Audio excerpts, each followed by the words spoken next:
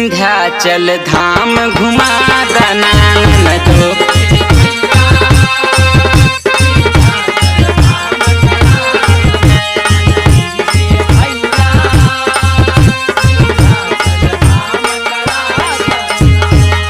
ऊंचे पर्वत के बीच हई मैया मोरी,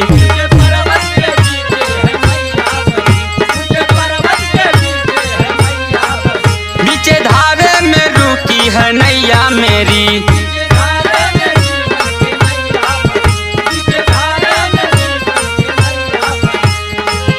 करब विनती हजार माई सुनी है पुकार,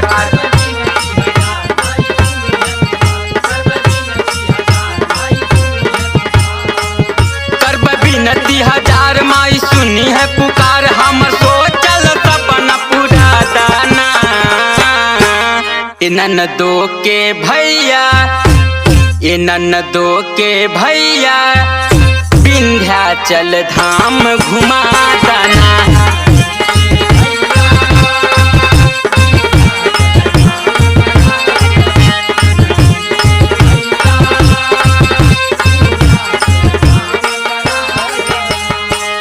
मेरी सखिया सहेली सब पूछा करे,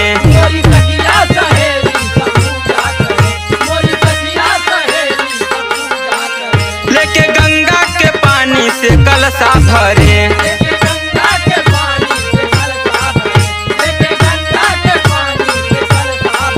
लेके धार कपूर पूजा करब जरूर,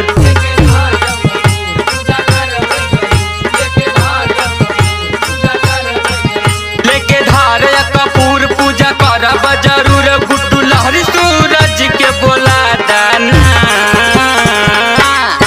ए ननदो के भैया, ए ननदो के भैया विंध्याचल धाम घुमा